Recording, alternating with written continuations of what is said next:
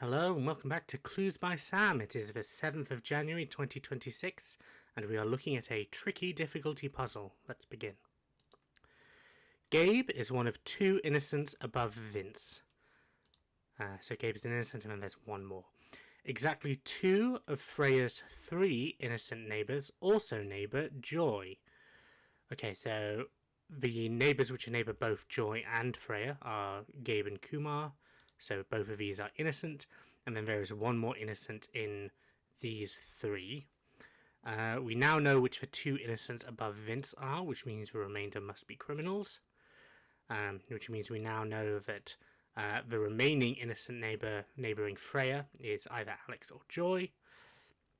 So we can lock some of these out. An odd number of innocents in column A neighbour Gabe. Well, we already know there's one. This Freya would be two, and that can't be right, so Freya must be a criminal. Only one of the four innocents on the edges is Gabe's neighbour. Well, we know that it's going to be Alex, either Alex or Joy, which means that Donna must be a criminal, cannot be one of the four innocents. We have one and two innocents, which means there's two left, rather, in the remaining 8. Unclear what we can do with that. There's an odd number of innocents above Uma. So we have one innocent. Olaf would be a second. That can't be right. So Olaf is a criminal. Column A is the only column with exactly one criminal. Uma must also be a criminal. And we will keep an eye out in case column C or column D does anything. Column B has more innocents than any other column. Okay, so we've actually got some interesting logic here, because we know for a fact there is one innocent in column A, and at least one innocent in column D. Column A is the only column with exactly one innocent. We already have one innocent in column D. There must be another, at least one more, which means how many innocents does column B have? Well, it must have more than 2, which is the minimum that D can have, but it can't be more than 3. Because we've already run out of space, which means that Vince must be innocent, and there's only one more innocent in column D. So column D has one more innocent in there somewhere. We have 1, 2, 3. We have 3 of the 4 innocents on the edges.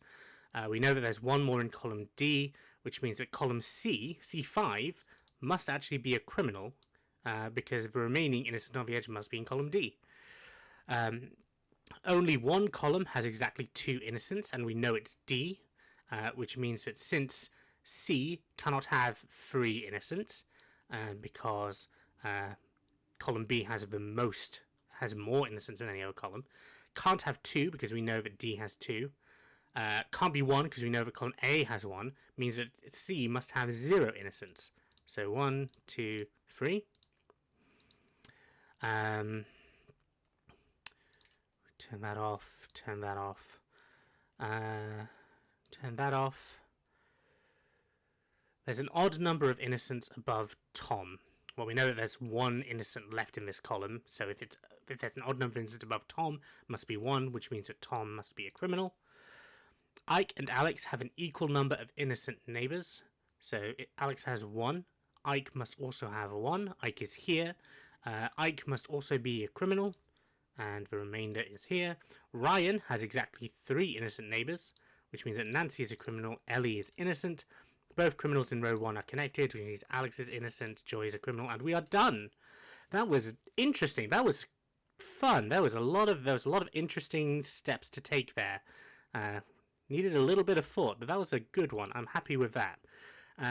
Thank you very much for watching. I hope you enjoyed doing this. I hope you enjoyed watching if you were unable to complete this on your own. I hope you learned something, and I will be back tomorrow. Have a good day.